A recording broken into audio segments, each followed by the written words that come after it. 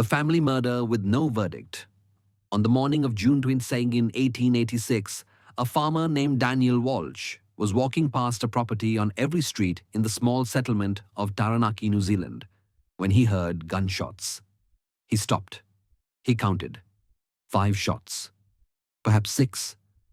He could not be certain. The shots came from inside a 2-story wooden house that stood back from the road. The house belonged to a family named Bain. Daniel knew them slightly. He had spoken to the father a few times in town. He waited to see if anyone would emerge from the house. No one did. After several minutes, he continued walking. He told himself it was not his business. Later, he would regret this decision. By mid-afternoon, other neighbors had noticed that something was wrong. No one had been seen leaving or entering the Bain house all day. This was unusual. The family was normally active. The father worked in town. The children attended school. The mother was often seen in the yard. By evening, a neighbor named Margaret Fletcher decided to investigate. She walked to the house and knocked on the door. No one answered. She knocked again. She called out. Still nothing.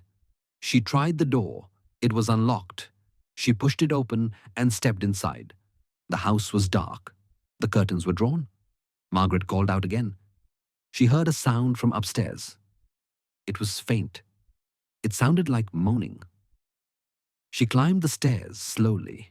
At the top, she found a hallway with several doors. One door was open. She looked inside. She saw blood. She saw a body. She screamed. She ran back down the stairs and out of the house. She ran to the nearest neighbor and told them to fetch the constable. Constable William Davies arrived within the hour. He was accompanied by 2 other men from the settlement. They entered the house with caution. They found the first body in the upstairs hallway. It was a woman. She had been shot in the chest. There was a large pool of blood around her. The constable checked for a pulse. There was none. They moved through the upstairs rooms. In one bedroom, they found 2 more bodies. Both were children. Both had been shot. One was a boy, approximately 12 years old. The other was a girl, approximately 8 years old. Both appeared to have been shot while in bed. In another bedroom, they found a 4th body. It was a man. He was lying on the floor near the bed. He had been shot in the head. The wound suggested the gun had been fired at close range. Near the man's hand was a rifle. The constable noted this. He did not touch the rifle. He told the other men not to touch anything. They searched the rest of the house. In a small room at the end of the hall, they found a young man. He was alive. He was sitting on the floor with his back against the wall. He was covered in blood. He was conscious but barely responsive. The constable asked him what had happened. The young man did not answer. He stared straight ahead. The constable asked him his name. The young man said his name was David Bain. He was the eldest son. He was 16 years old. David was taken to the local doctor. The doctor examined him. He found that David had been shot. The bullet had grazed his temple. It had not penetrated the skull. The wound was superficial, but had bled heavily. The doctor treated the wound and kept David under observation. The constable remained with him. He asked David what had happened. David said he did not know. He said he had been asleep. He said he woke up to the sound of gunshots. He said he went into the hallway and saw his mother. He said she was on the floor. He said he saw blood. He said he heard another shot. He said he felt something hit his head. He said he fell. He said he does not remember anything after that. The constable asked David who had fired the shots. David said he did not know. The constable asked if his father had done it. David did not answer. The constable asked again. David said he did not know. The constable asked if David had done it. David looked at him. David said no. The constable asked if anyone else had been in the house. David said no. The constable did not believe him, but he could not prove otherwise. The Bain house was located on the outskirts of Taranaki, a small settlement on the North Island of New Zealand. The area was rural. The land was used primarily for farming. The settlement had fewer than 500 residents. Most people knew each other. Most families had lived there for years. The Bains had moved to the area in 1880. They had purchased the house and a small plot of land. They had kept to themselves. They were polite, but not social. They attended church occasionally. They did not participate in community events. People in the settlement knew of them, but did not know them well. The father was named Robert Bain. He was 48 years old. He had been born in Scotland. He had emigrated to New Zealand in 1875.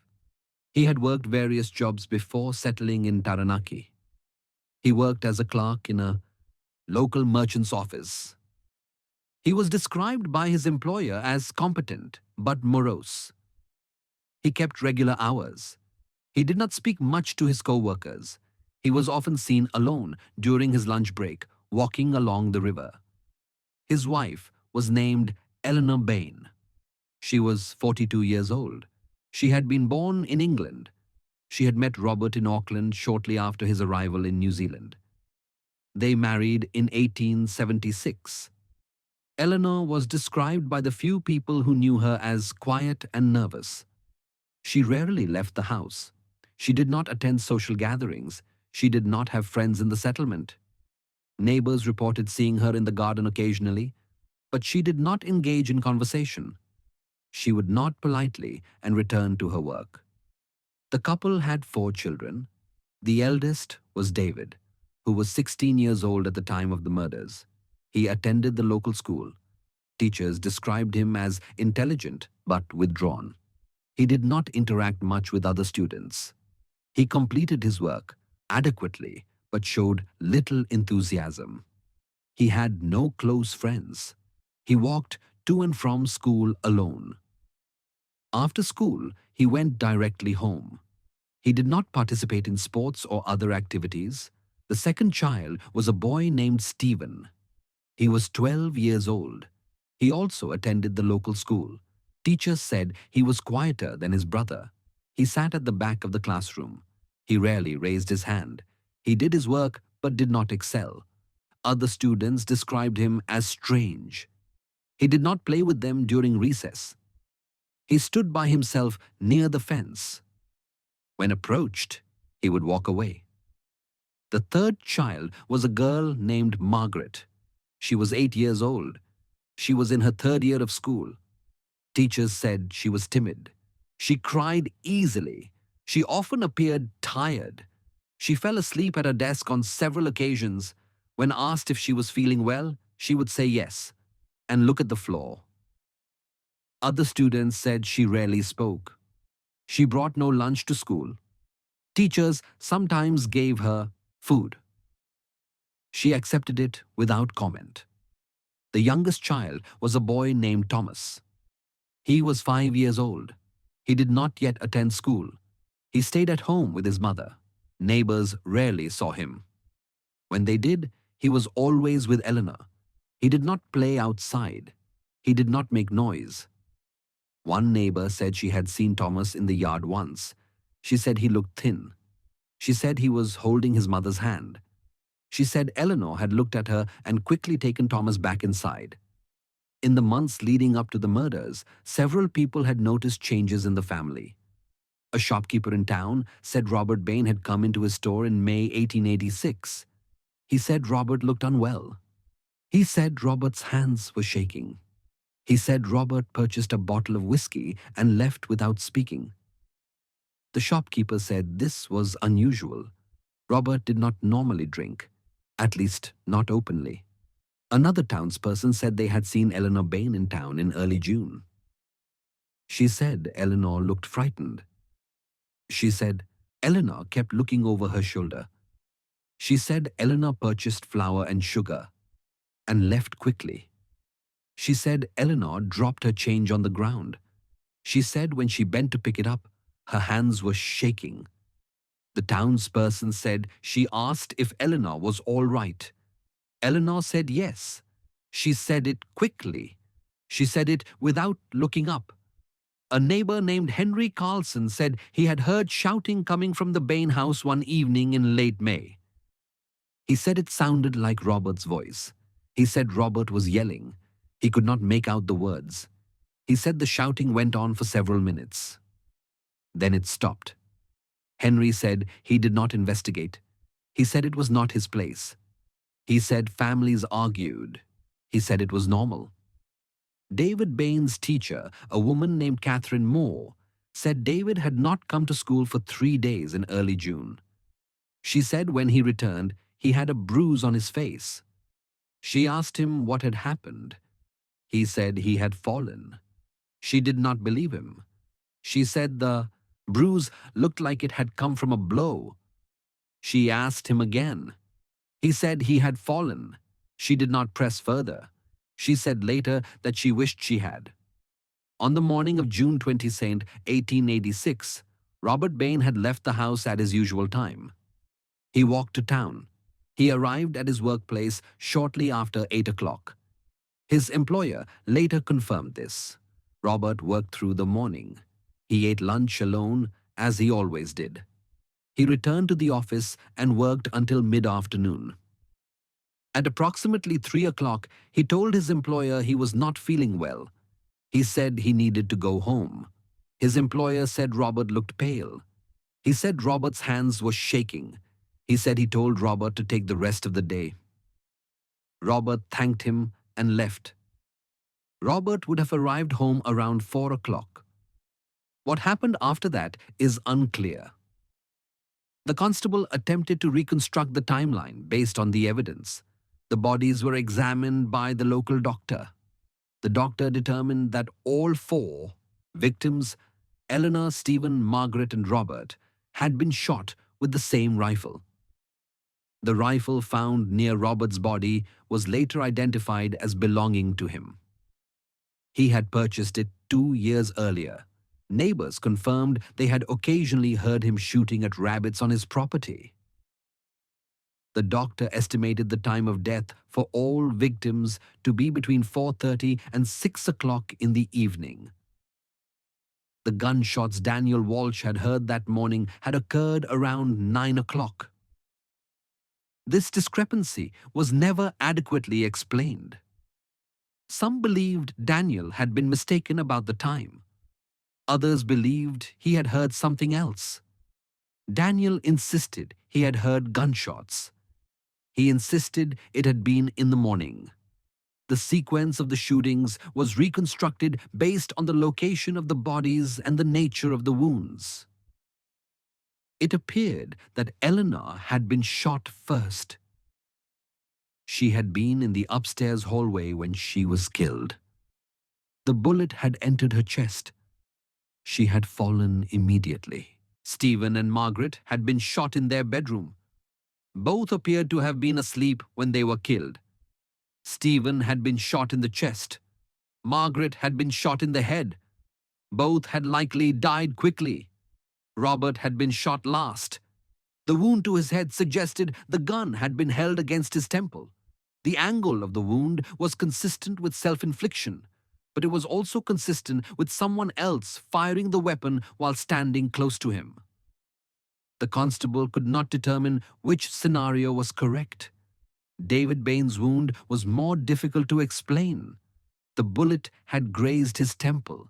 It had not caused serious injury. The angle suggested the gun had been aimed at his head, but had missed. This could support David's claim that someone had shot at him.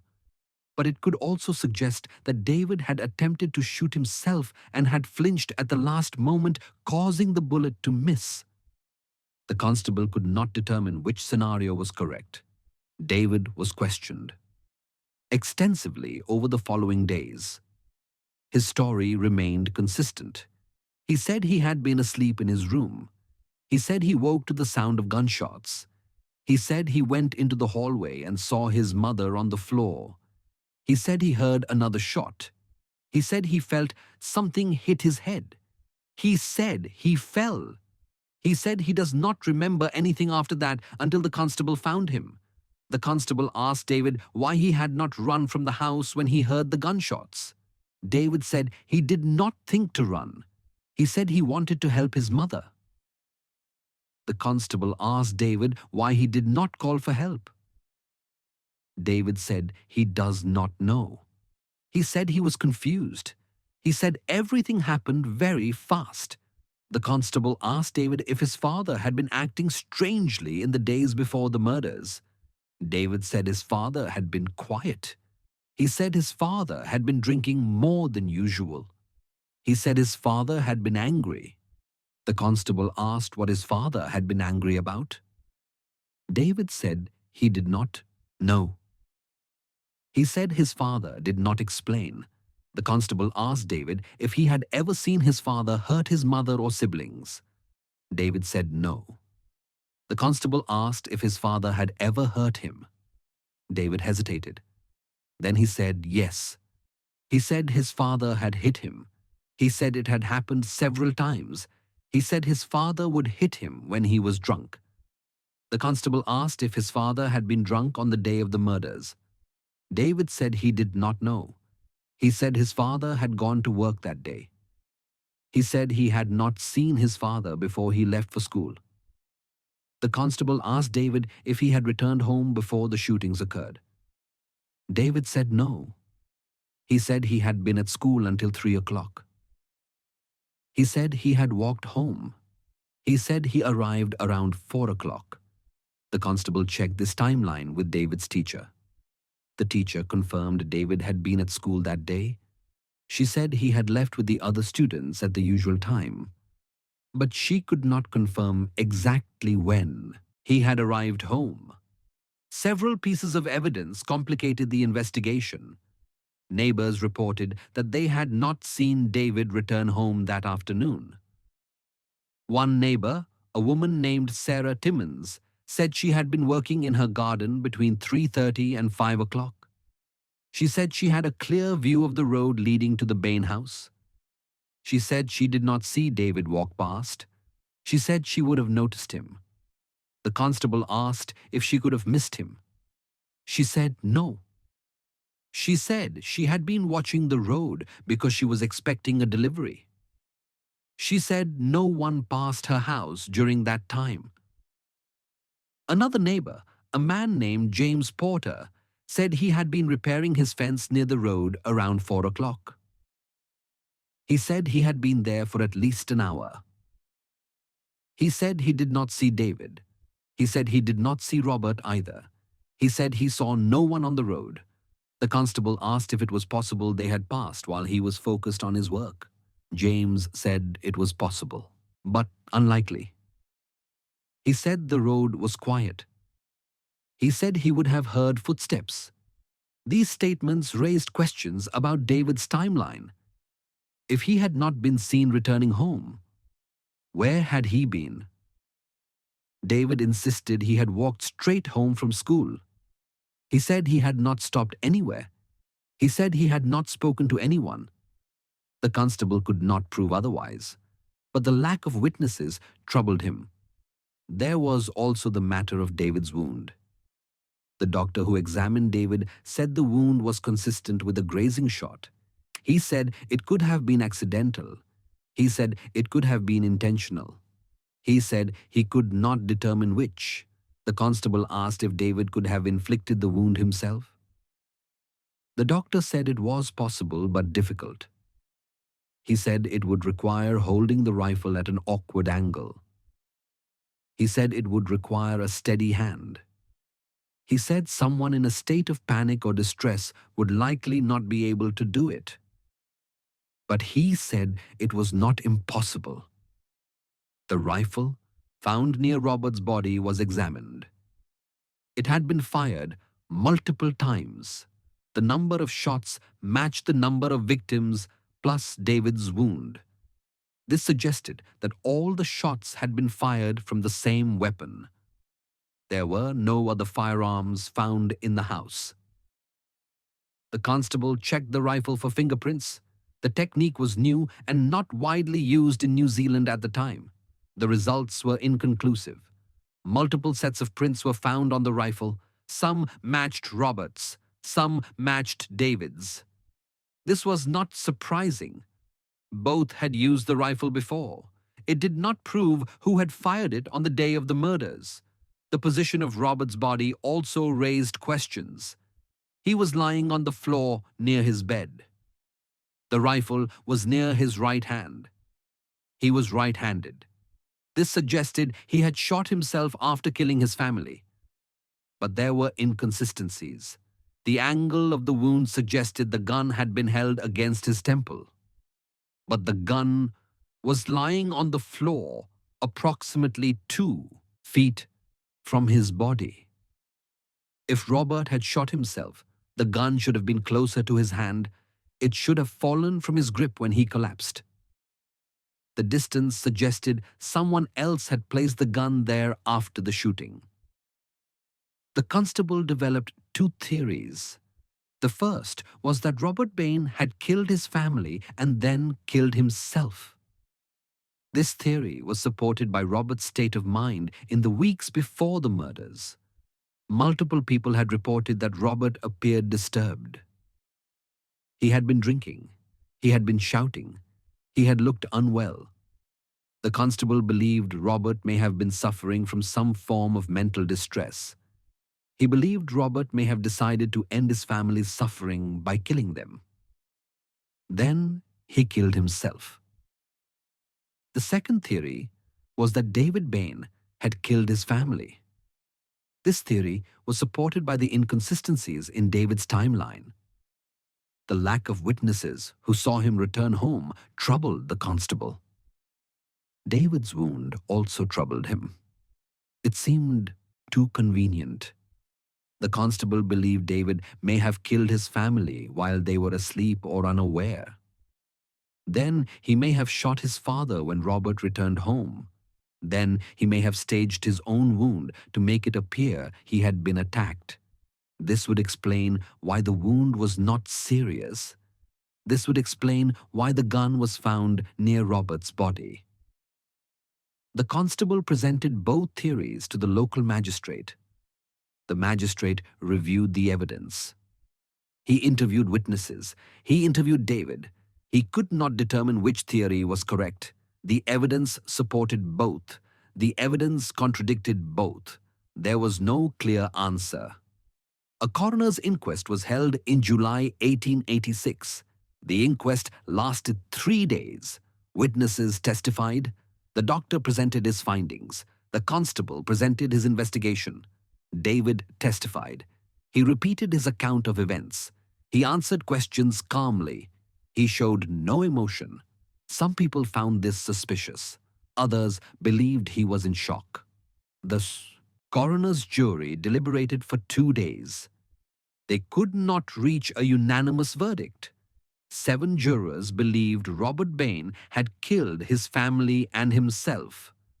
5 jurors believed David Bain had killed his family.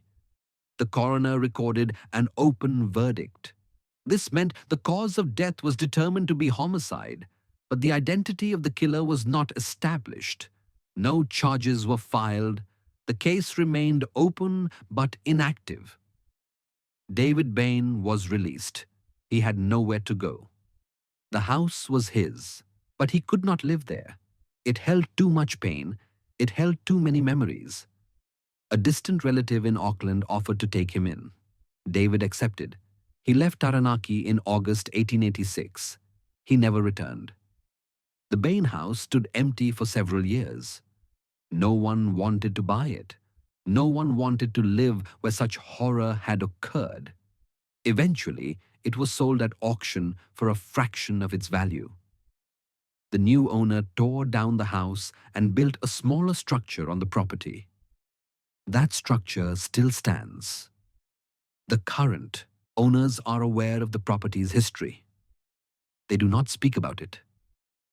The 5 victims were buried in the Taranaki cemetery. Their graves are marked with simple stones. The stones list their names and dates of death. They do not provide details. The graves are rarely visited. Most people in the area prefer to forget. In the years following the murders, several people who had known the family spoke about the case. The schoolteacher Catherine Moore said she had always felt something was wrong in the Bain household. She said the children had seemed afraid. She said they had never spoken about their home life. She said she wished she had done more. She said she wished she had asked more questions.